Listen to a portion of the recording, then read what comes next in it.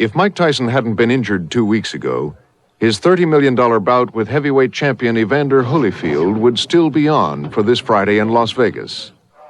But Tyson's rib injury and the rape charges he faces in court this winter could postpone the match indefinitely. Uppercut by Douglas, and down goes Tyson. Tyson vows he'll fight again, but when he does, will he get his fair share of the purse?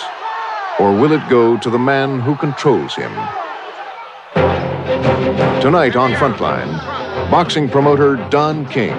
Don's hair, his jewelry, his lingo, it's all an act. It's to confuse, it's to obscure. But essentially, he's a con man. It's the con man as buffoon. So I don't have no use for you, Jack Newfield. Yes, Reporter Jack Newfield investigates Don King, his criminal past, his great success, and his handling of young fighters.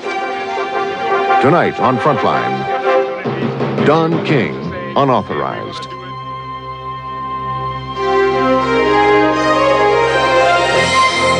With funding provided by the financial support of viewers like you and by the Corporation for Public Broadcasting. This is Frontline.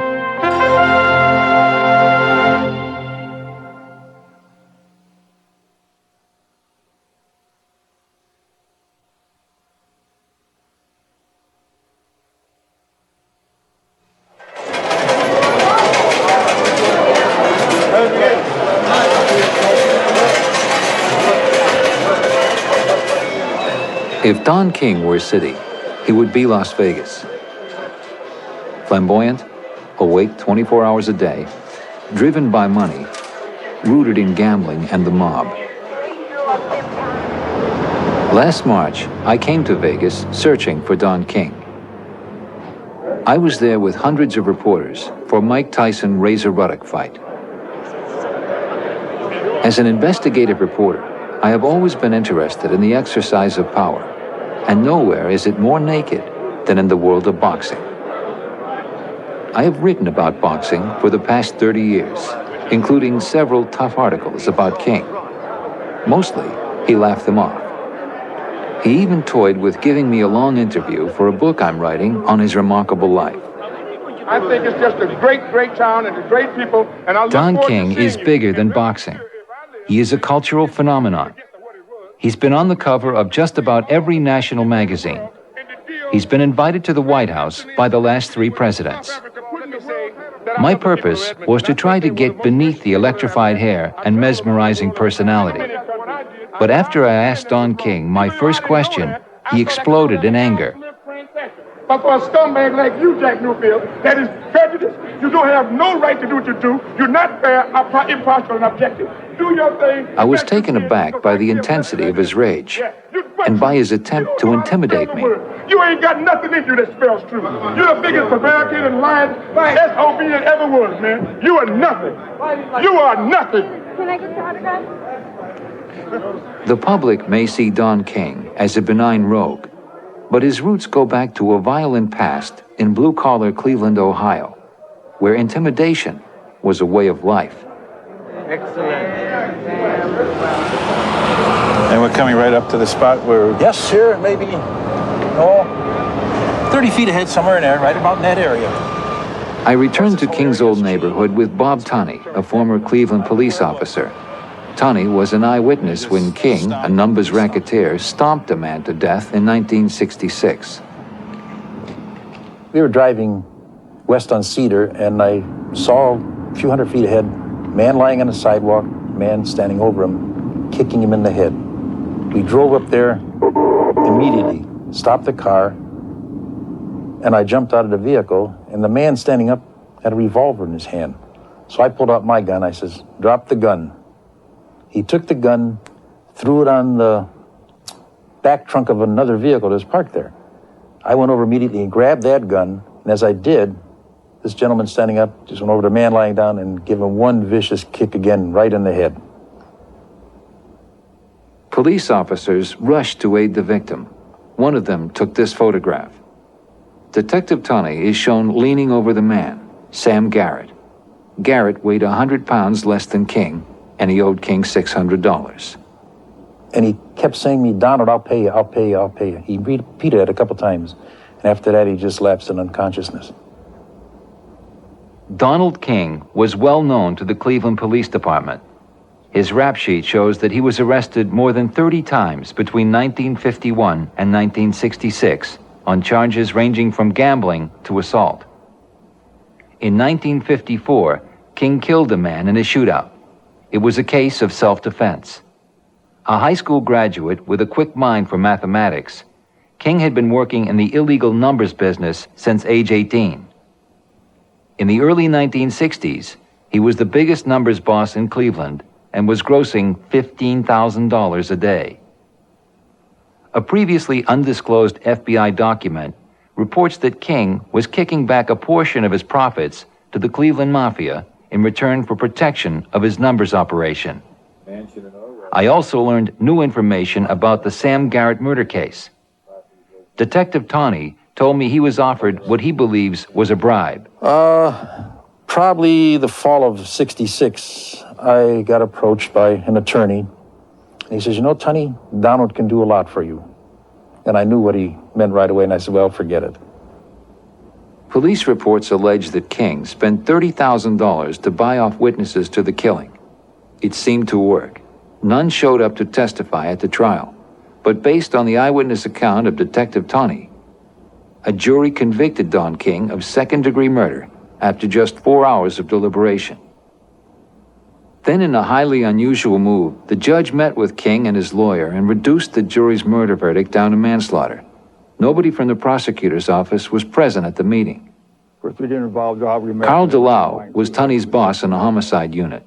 He suspects the case was fixed. But definitely, why would that reduction of penalty from second-degree murder to manslaughter take place on a Saturday morning without the proper authorities being notified? Something was very radically wrong, and it was a miscarriage of justice. There's no question about it. I got in a fist fight in what I call frustrations of the ghetto expressing themselves. When you're dealing with King served 4 years and got out of prison in 1971. He later gave his version of the homicide to a British reporter. How did you kill a man in a fist fight? Well, we was fighting one another and we was kicking one another, and his head hit the concrete, and it must have been a pretty bad blow, which I've suffered deep contrition for since it happened. But nevertheless, I was instrumental in the fatality of a fellow human being whom happened to be one of my personal friends. Unfortunately for me, they found out that I was Don King, the guy that was running the numbers. Now the sensationalism came into play. Don King, the numbers baron, the numbers czar, the numbers kingpin. So they began to try me for numbers rather than for an accidental death and the fatality of a fellow human being. As to allegations that he tampered with justice, King denies the charges. And in 1983, King was able to obtain a full pardon from the governor of Ohio for the Sam Garrett killing.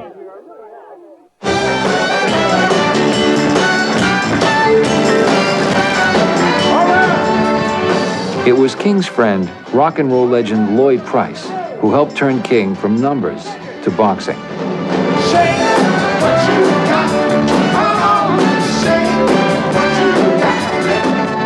Price used to perform at a club King owned in Cleveland in the early 60s. Price also knew Muhammad Ali.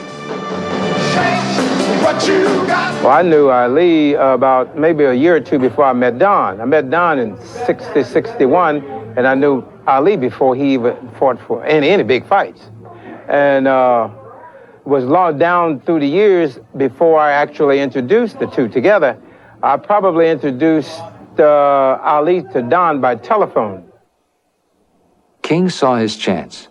With Price's help, he convinced Ali to be the star attraction at a charity exhibition to benefit a local hospital. So that made sense. King, who knew little about boxing, called veteran matchmaker Don Elbaum. And I wait for a moment, and all of a sudden, I hear on this other end, Don Elbaum! And the phone must have gone back 2 feet. He says, Don Elbaum! He said, let me tell you something, Don.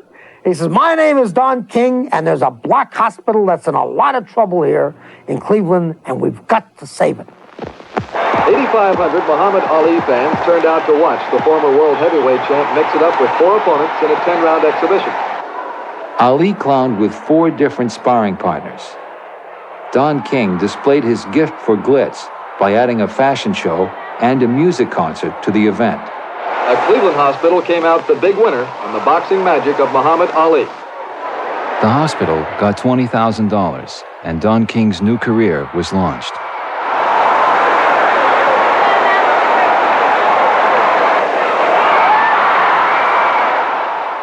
We had sessions. Lloyd Price advised his friend that he needed a new look. My experience in show business is that you could never let the artist be bigger than the record company. So I would tell Don, you can't let the fighters be bigger than Don King. So Don came up with the thing, make me big. And so it came up with the tuxedos. It came up that Don should have a real unique look. So one day we was just looking, Don was doing his hair like this. I said, oh, hey, that's the look. That's the look right there. So Don started combing his hair forward. And before you knew it, he had that look and everybody started calling him electric lights. King arrived on the scene at a time when most of the fighters were black, but all of the promoters were white. At a time of rising black consciousness, Elbaum advised King that he could take over boxing. It was the right time, but King was the wrong man. When he started going into all of his black stuff and this and that, we couldn't look at each other because we would get hysterical. And there got to be a point that Don quite often says, hey, this is all bullshit. He says, this is all crap. He says, but whatever I got to do to sell, to get my point across, I'm going to sell. White, black, Chinese, he didn't care. With Elbaum's assistance, Don King went to Jamaica in 1973 to see a heavyweight title fight. He rode to the stadium in a limousine with the champion, Joe Frazier. The fight is over. The fight is over. The winner is George Foreman. He sat in Frazier's corner, but when the challenger, George Foreman, unexpectedly knocked out Frazier to win the title, King jumped into the ring and pursued the new champion. Did Frazier hurt you at any time? My man. Yeah, I got him. My man. George. King then left the stadium in Foreman's limousine and became his promoter. First round. He just overwhelms you.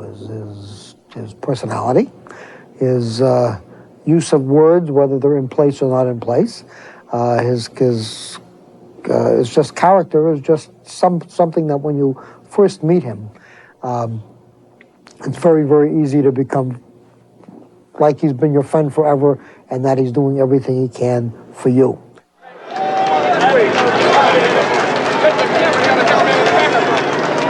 In 1974, just 3 years out of prison, Don King created his masterpiece.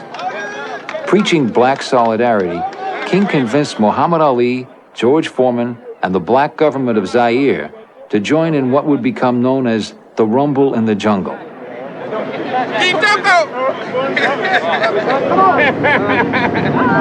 Put a blessing on us, oh great one.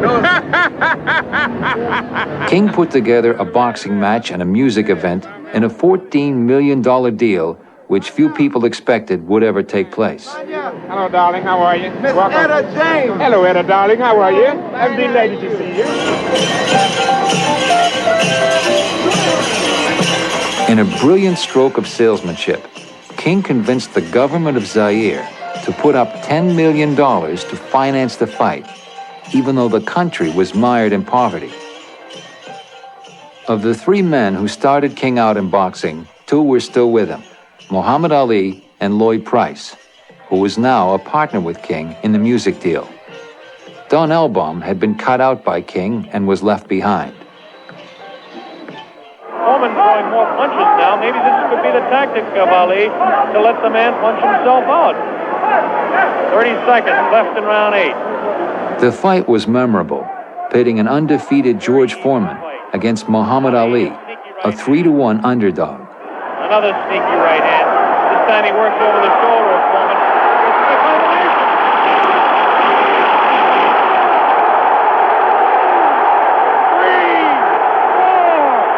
Ali won with a volley of punches in the 8th round.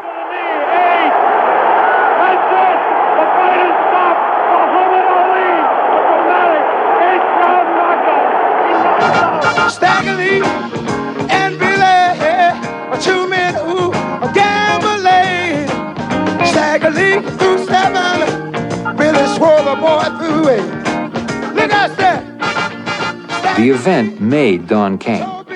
But even in his triumph, King betrayed another one of the men who had helped get him his start and who had been his loyal friend. He cheated Price out of his share of the partnership.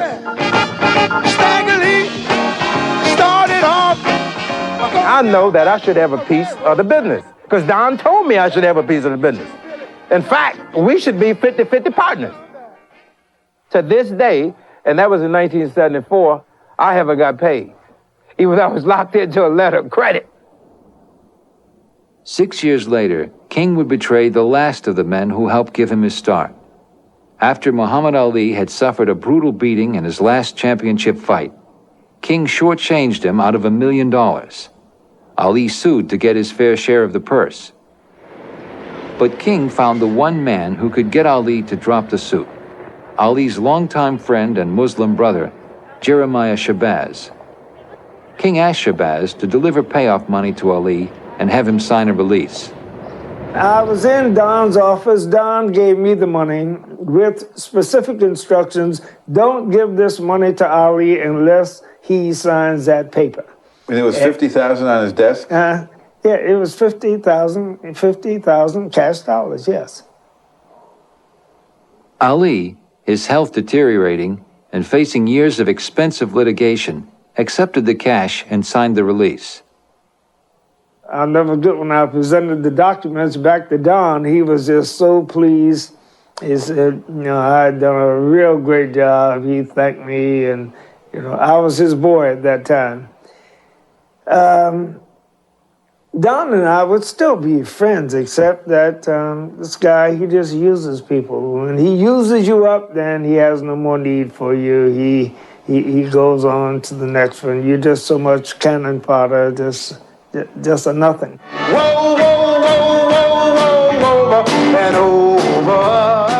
But Muhammad Ali and Lloyd Price are not bitter about how Don King used them. Price has sold over 42 million records and says he is too content to brood about the past.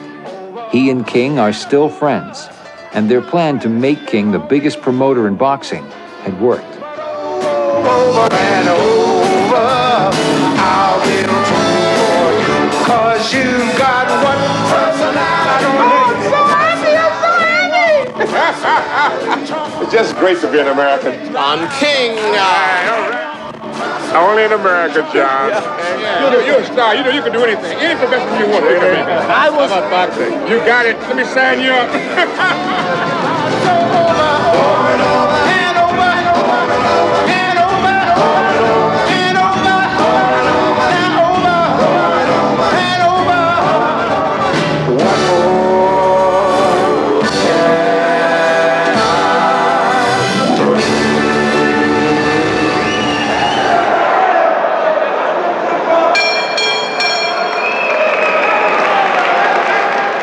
After the Rumble in the Jungle, Don King held a virtual monopoly on the heavyweight championship for the next 17 years, controlling all major contenders and TV rights to their bouts. Seth Abraham, at Home Box Office, negotiated with him for 11 of those years. Don's hair, his jewelry, his lingo, his jargon is all an act. It's to confuse, it's to obscure, it's to de-arm people. He is crackling bright. I mean, crackling bright. His mind moves very, very quickly. I mean, I think in another walk of life, he'd be a grand chess master. He'd be a grand chess master. That's what he would be. So he would be the equal to and surpass most of the CEOs and executives that I know and do business with. This is eighth and final round action. The U.S. Boxing Championship Series coming to you live from the United States Naval Academy. Don King went on to recruit new partners. In 1977, ABC gave him $1.5 million to promote a series of televised fights. John Boudreau. They gave it to Johnny Boudreau. The crowd doesn't believe it. Scott Ledoux doesn't believe it. But there was fraud involved. Inferior boxers controlled by King were inserted into the tournament by doctoring the records. the venture collapsed in scandal. ABC investigated and found that there was unethical conduct, but that no laws had been broken. You solemnly swear the testimony you're about to give the subcommittee to be the truth, the whole truth, and nothing but the truth, so help you God. Thank you. A congressional committee held public hearings, and ABC executive Roone Arledge admitted poor judgment. Couldn't you have postponed the telecast until you were able to work out these problems? The promoters, I don't know, we probably could have. The promoters, I think, told us that they couldn't, that they had the fighters lined up and they were in training, and, it's a fairly complicated process. Yeah, I guess in hindsight we could have done that and probably should have. But in the end, Congress did nothing, and ABC continued to do business with Don King. The whole escapade should have been an early warning to the networks, casinos, and boxing commissions, but it was ignored by all. A great many of the fighters who were in the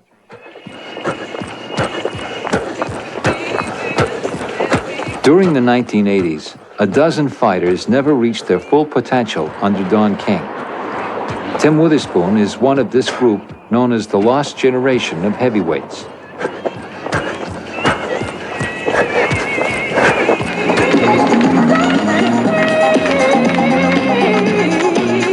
Witherspoon's career has suffered from litigation, demoralization, and distraction. Despite winning the world championship twice, boxing has left a bad taste in his mouth. I thought that boxing was peaches, ice cream, and cake, And then when I get in here and I see all this dirt and smut and all this, and I'm saying, oh, man, but I gotta make $1, so I'm in it. Witherspoon's career got off to a promising start. By 1982, he won his first 13 fights, 10 by knockout. He soon met a man who wanted to be his promoter. I felt the presence of Don King around about the 12th or 13th fight. How'd you feel it? Yeah, because every time I fought, he was hollering out, "Terrible Tim! Terrible Tim! We're gonna be all right." Don King had the connections to move Witherspoon into the big time. King scheduled a fight in Cleveland in 1982. But Witherspoon got ill with an ear infection, and on the advice of his doctor, tried to postpone the fight. King asked the Cleveland Boxing Commission to suspend Witherspoon's license. If Witherspoon would sign a long-term contract, King said, the suspension would be lifted. He said, the commission is me. He said, I'm the commission. Them guys ain't nothing. He said, it's me. I said, well, the only way to get lifted up if you sign this deal with me. And I said, well, I'm not signing it. And I went home, and like I said, the money was like, I was pulling mothballs out my pocket. With no money and no license, Witherspoon soon reconsidered. He went to Don King's office in New York City. According to Witherspoon, King spread 4 contracts on the table. He promised to have the suspension lifted and give Witherspoon a shot at the title if Witherspoon would sign and accept King's stepson Carl as his manager. A manager and a promoter have separate responsibilities. A manager looks after the fighters, a promoter looks after the events. But Don King pulled all the strings, reducing his stepson to a puppet. Don said, Carl is me, I'm Carl. He always used that phrase, so-and-so is me, and that means that's him all the way. I never really sat down and talked with Carl about nothing, got to do with management. He always would come to me and say, I got to ask my dad something. My dad sent me over here to see what y'all need. But Carl King would get 50% of Witherspoon's earnings, even though a 50% take by a manager is prohibited by boxing rules. King got around that problem by having Witherspoon sign 2 managerial contracts, one for the 50% fee and another, which would be filed with the state boxing commissions, which called for a legal 33% fee. King also had Witherspoon sign a contract which was totally blank. Did you think about bringing a lawyer to this meeting? He said you don't need, we couldn't do that. We weren't allowed to do that. even in the past, even after that, he had told me don't, because we wanted a representation, and he said, if you got to do that, don't come. Here he is, the undefeated heavyweight champion of the world, Larry Holmes. King kept his word. He got the suspension lifted, and then got Witherspoon a title fight. Larry's hurt. Keep a look. We'll keep. Larry's hurt. Yes, he is. He's hurt. He's hurt now. We're in the ninth round. The underdog, Witherspoon. Witherspoon fought one of the best fights of his career, but lost in a split decision. Retaining his title in his 15th defense, Larry Holmes. In the mind of Tim Witherspoon, he has to believe he won. Witherspoon was paid $53,000 for the fight. But he soon learned that another fighter, who was knocked out by Holmes a few months later, got paid 6 times as much, $350,000. This fighter had someone other than the Kings managing his career.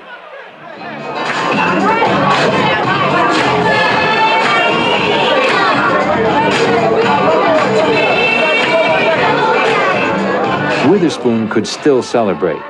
King was getting him the fights, and Witherspoon figured when he was champion, like Larry Holmes, the $1 million paydays would come.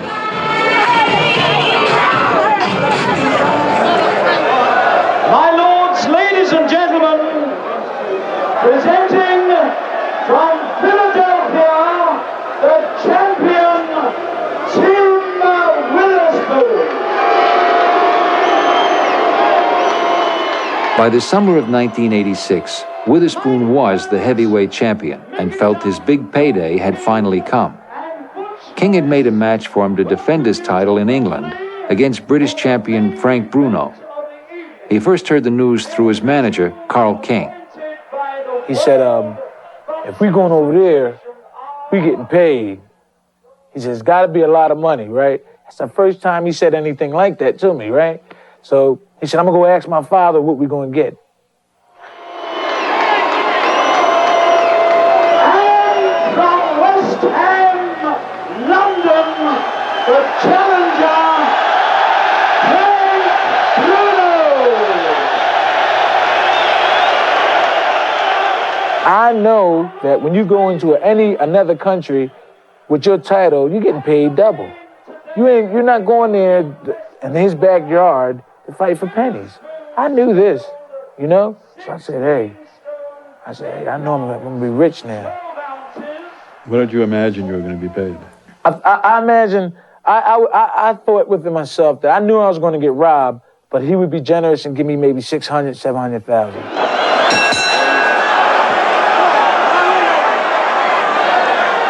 I knew I had Frank Bruno. I knew I had him. Whether it was the 11th round, I knew that he was wearing down. We both landed rights, but mine's landed more flush. When I hit him and saw that wobble, I said, it's mine. Bruno is in a heap of trouble here. Then I put all of it in, and I pulled an overhand right wrong, boom, and it bent him down. He went into ropes, then I finished him off, boom, and he went down.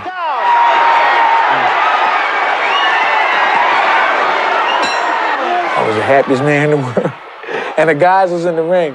So I was the happiest man in the world. And that kind of good feeling, it made my soreness feel good. Later that night, Witherspoon and Carl King met up with Muhammad Ali. Witherspoon had been a former sparring partner for Ali. Now, he was the champion.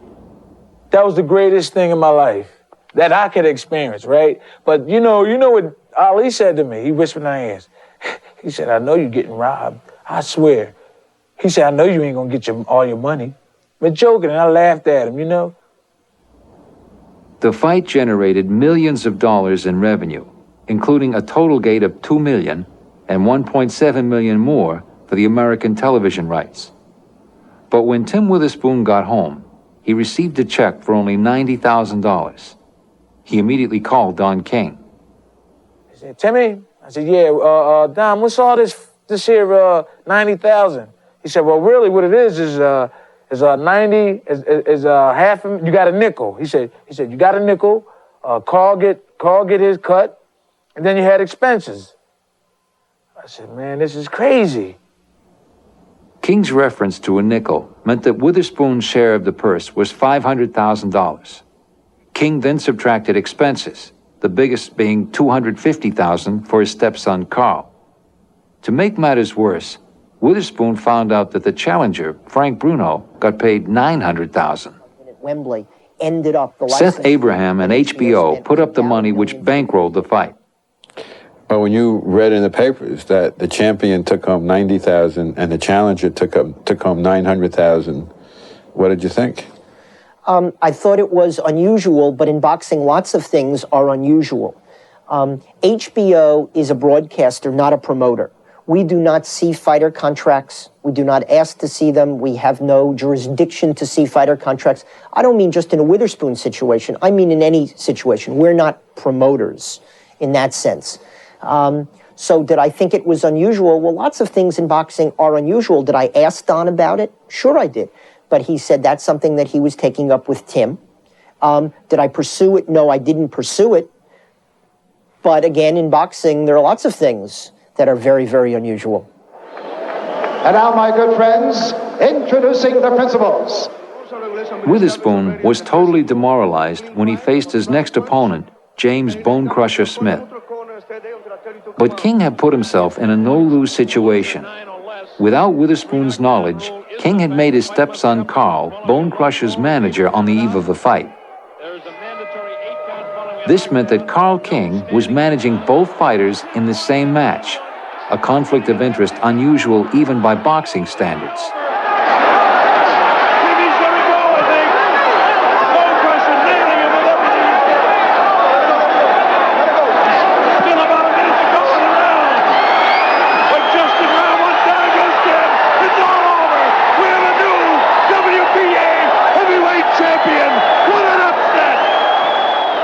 Witherspoon lost his title in the first round. But in defeat, he had won liberation from Don King. I was happy. It was over because I didn't want to be around Don King anymore. I knew that was it. And I was so happy after the fight, I didn't care.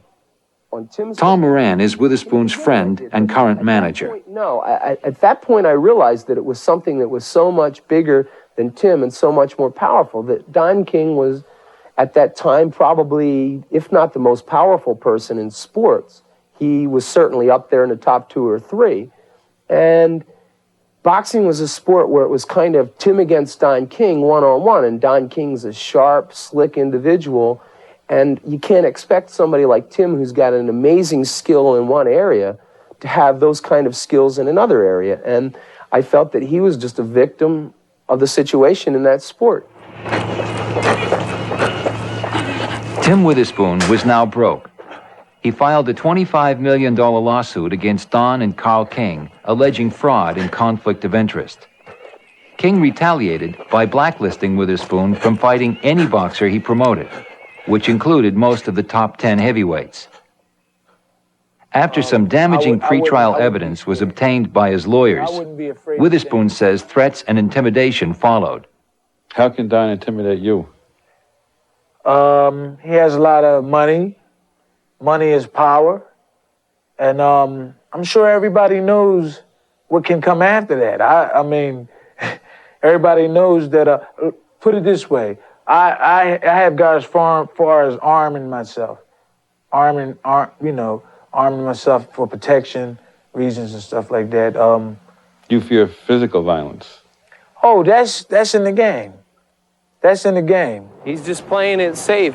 Tom Moran repeated to me that the threats were real. He was threatened that if he didn't settle the lawsuit by the end of the week, he wasn't going to have to worry about settling the lawsuit because he wasn't going to be breathing. So I've heard charges that Don King uses his long association with the mob to intimidate boxers like Witherspoon. But King vehemently denies any connection with organized crime. So I visited Joe Spinelli, who is New York's top corruption investigator. Spinelli investigated King for the FBI from 1980 to 1984. How much, if any, organized crime involvement did you find with Don King? Well, throughout the course of the investigation, I had individuals who were informants for the FBI provide me on a regular basis with information that King was meeting with organized crime figures. Also, in the course of the investigation, I had an individual who was the then trainer of Larry Holmes, Richard Giacchetti, provide me with a consensually recorded tape that he had with Don King, in which Don King himself talks about having had to sit down with an organized crime figure because of a dispute with a rival promoter. Both the mob and King benefited from this relationship. According to a New Jersey Crime Commission report, mobsters got lucrative closed-circuit TV deals for some of King's fights. And several fighters told me King used organized crime to intimidate them. Blinky Palermo, known as organized crime's ambassador to boxing, was often used by King as an intimidating messenger to Witherspoon and other Philadelphia fighters. Palermo fixed fights and went to prison in the 1960s for trying to extort control over a boxing champion. When Richard Giacchetti, Larry Holmes' trainer, turned over to the FBI 6 secretly recorded conversations with King, Giacchetti began to get death threats. In a secretly recorded conversation with an FBI informant in 1981, Giacchetti said he had been warned by a mafia hitman to lay off King. But the Justice Department never prosecuted King for racketeering. Holmes and his trainer Giacchetti balked before the grand jury. Giacchetti would later recant his entire story. It all says to me that boxing is the only jungle where the lions are afraid of the rats. That's a perfect example, Jack, of what I'm talking about a fighter who was intimidated and just could not come forward and tell the truth. Today, a federal grand jury indicted Don King and Constance Harper, president and vice president of Don King Productions, in 23 counts.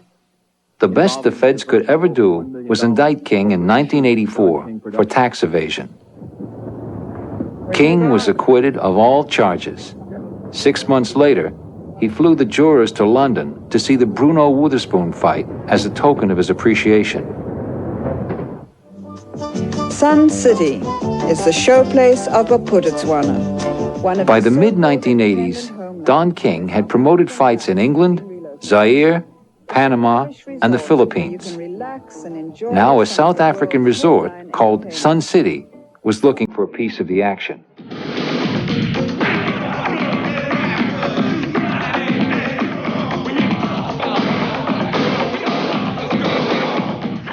But the issue of boycotting South Africa was center stage.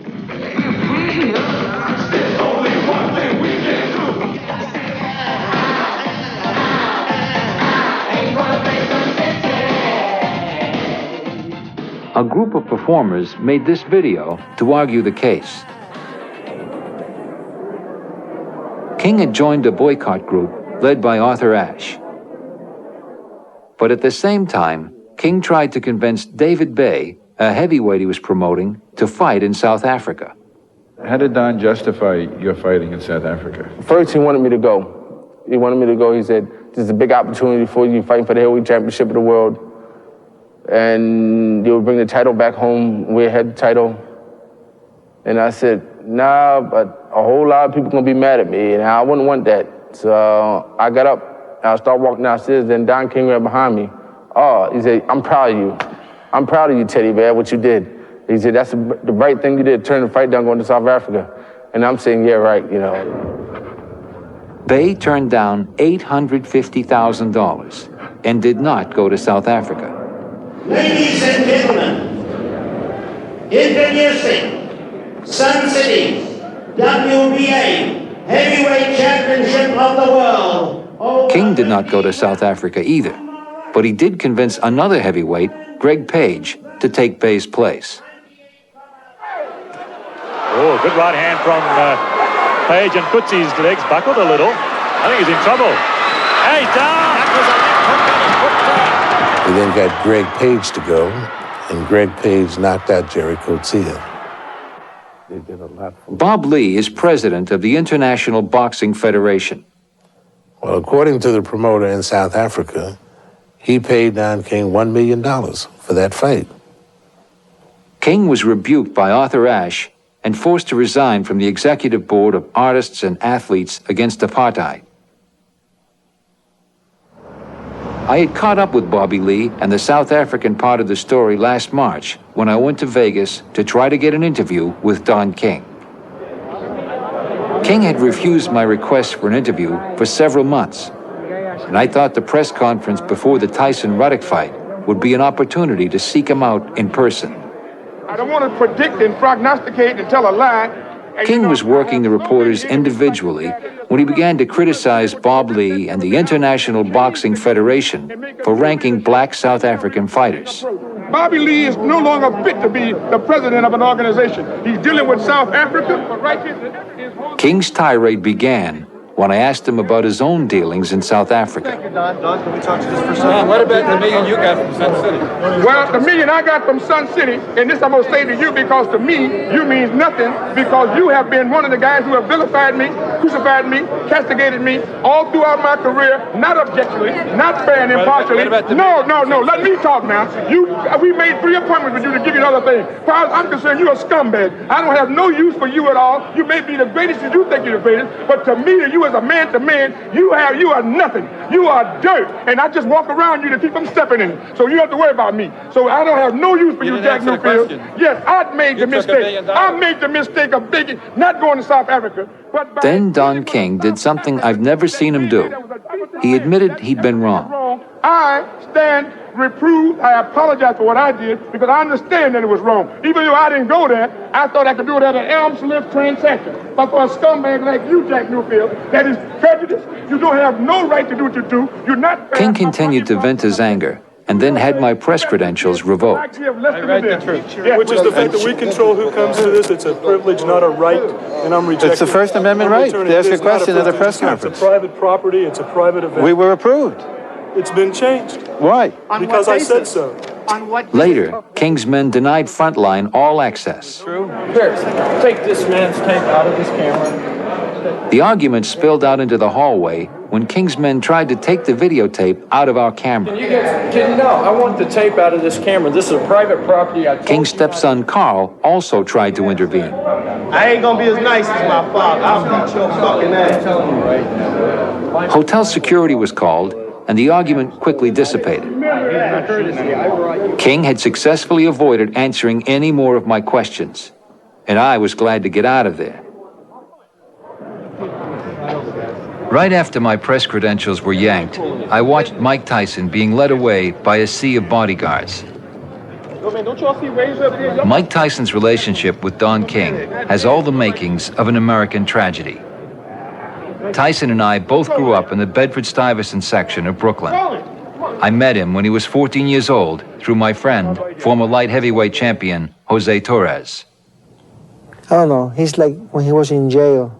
You know, he is now like in jail with all this bunch of people, you know, surrounding him and overprotecting him on behalf of Don King. Mike Tyson was sent to the Tryon Youth Correctional Facility in upstate New York after growing up as a mugger and predator on the streets of Brooklyn. He was 13 years old. Bobby Stewart, a counselor at the reformatory and former professional boxer, first saw Tyson in 1979. He had acted out in some way, and he was being escorted through the field by 2 of the bigger staff on campus. And reports were that he was be very careful of him, very violent. Tyson told Stewart that he wanted to learn how to box. After teaching him the basics, Stewart then brought Tyson to a gym above the police station in Catskill, New York, to meet Customato. That's it. See, ain't no way he's going to hit you then, right? And remember, it's always good to throw the punch where you could hit him and he can't hit you. That's what the science of boxing is all about. Remember, from the side... D'Amato had developed many boxers, including world champions Floyd Patterson and Jose Torres. He spotted Tyson's potential immediately. He said, barring outside distractions, if that kid is able to, concentrate his efforts on becoming a fighter, and if he wants it, more importantly, he said, it's a heavyweight champion of the world. The joy of finding one last great fighter may have prolonged D'Amato's life. And D'Amato saved Tyson from returning to a life of crime. He legally adopted him. Then in 1985, Cus D'Amato died. Jim Jacobs, one of Tyson's co-managers, took D'Amato's place as Tyson's surrogate father.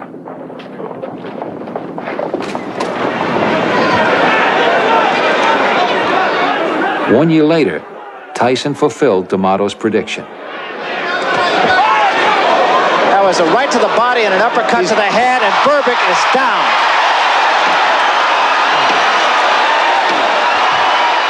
In a devastating second-round knockout, Mike Tyson, age 20, became the youngest heavyweight champion in boxing history. It's over. That's all, and we have a new era in boxing. Mike Tyson. His managers, cornermen, and friends ran to congratulate him. Tyson kissed Jim Jacobs. But in March of 1988, Jacobs died, and Tyson lost his second father substitute. Before Jacobs was buried, Don King made his move, using black solidarity to seduce Tyson. I mean, the perception of the public, blacks in particular, I spoke to them, they think they are proud that Don King is doing what used to be controlled by the white man, the promotional business, and that he's there because he's tough. You know, he doesn't take shit from anybody. According to Torres, who was King's confidant at the time, King also used anti-Semitism to get Tyson to abandon his friends. He said to me, you know, you have to understand, Jose, that Bill Caton, Shelley Finkel, the Jacobs, the Finkers, the Catons, Jews, they want to control the situation. You don't understand this. I know. I deal with these people. Catskill to move in with. He even got Tyson to abandon his surviving manager, Bill Caton. King actually came here and said to me, sure, I've poisoned Mike's mind against you. You give me my 4-year exclusive emotional agreement and I'll unpoison him. By the fall of '88, Tyson's life was in chaos. He was estranged from Bill Caton, and King was still trying to muscle in. But things got worse when he separated from Robin Givens, whom he had married 7 months earlier. Steve Lott was Tyson's assistant trainer and close friend. Robin had a tremendous influence negatively on Mike's character and emotion. And after she left, later in the year, Don found it very easy to jump in because that character that was so powerful before in Mike was in crumbles, was in shambles.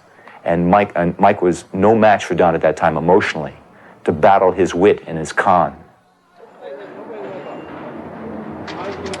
King soon had complete control over Tyson's personal life and boxing career.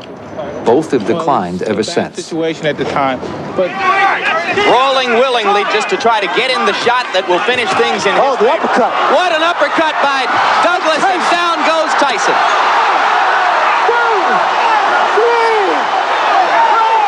In 1990, in a stunning upset, Tyson lost his title to Buster Douglas, a complete unknown. It's over! It's over! Mike Tyson has been knocked out! Unbelievable! And Tyson was indicted for rape 2 months ago. Back up! Everything his adopted father, Cus D'Amato, had tried to prevent had come true under the tutelage of Don King. If he went somewhere where the business was better and he became a greater fighter and more of a hero and respected and revered by everyone in sports and everyone on the planet, I'd say, Mike, I'd shake your hand because you did it. You did a great job. But that's not what happened. I'm jealous that they have my friend and they've destroyed the greatest fighter I've ever seen. I don't know what to say. I want the best for Mike. You know, if that's, I tend to believe history, if you look at the fighters Don King's been involved with, I see mostly suits that are all suing him, it seems.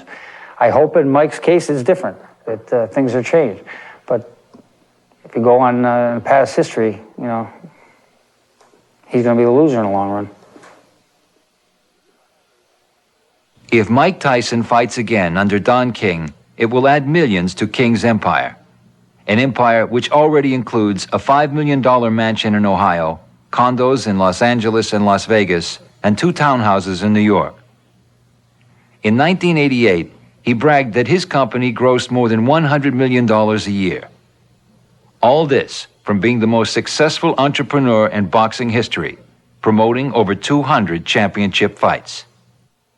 Mr. King, will you tell us what your present residence is? 32 East 69th, New York, 10021. The only evidence for King are the lawsuits. 6 world heavyweight champions and more than 20 fighters have taken King to court. King has been sued more than anyone in boxing history and has paid more than $2 million in settlements. Why do so many fighters, his fighters, end up suing him? Unfortunately, litigation is part of the sport of boxing. It is. I mean, that just comes sort of with the territory. Why do so many? He's visible. He's very visible. He is a lightning rod, not because of his hair, but because of his general demeanor and bombast. Boxing, you know, doesn't have a schedule, doesn't have a commissioner, doesn't have a series of teams. It's not a highly structured sport. Don works within the disstructure or the disorganization of the sport.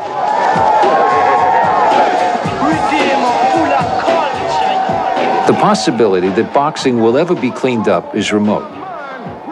State regulation is a joke.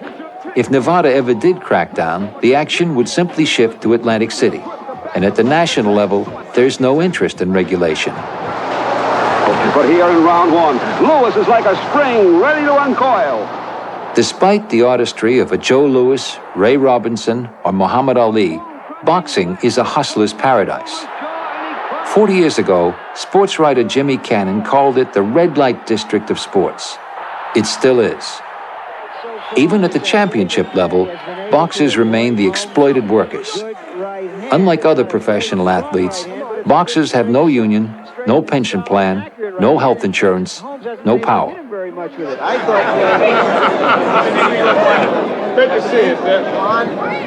Those who profit, the networks, the casinos, and the promoters, all wink at the abuses and say, it's only boxing. At the top of it all is Don King. We endorse him, we even celebrate him as he turns young men of bright promise into victims. All right.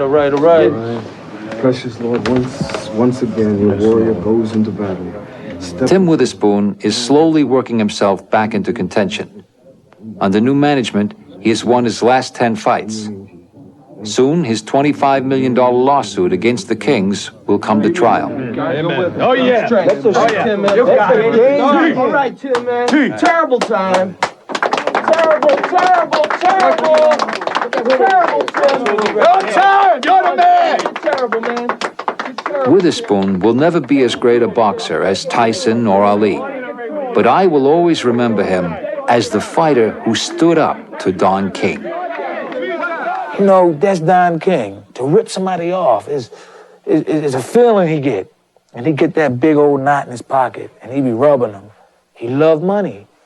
And they say the root of all evil is money. That's what he is, the evil man.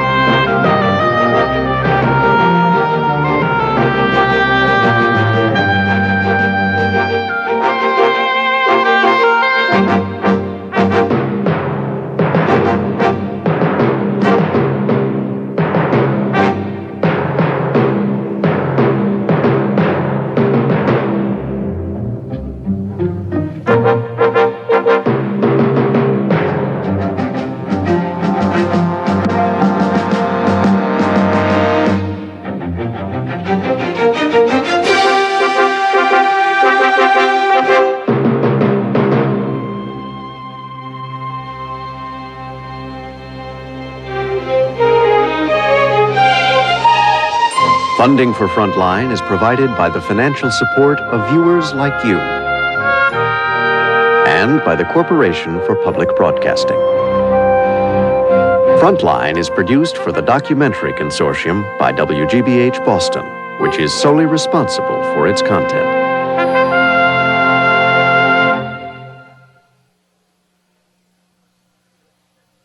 For video cassette information about this program, please call this toll-free number, 1-800-328-PBS-1.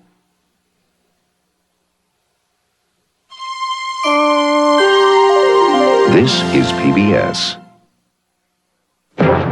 Next time on Frontline, the story of a woman and her psychiatrist, a romance and a lawsuit. You knew that such a relationship would be harmful to her. I thought there was a real high risk of that.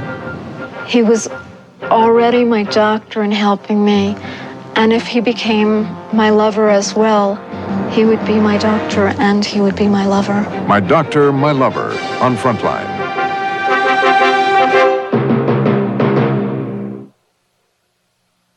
For a printed transcript of this or any Frontline program, send $5 to Journal Graphics Incorporated, 1535 Grant Street, Denver, Colorado, 80203. To order by credit card, call 303-831-9000.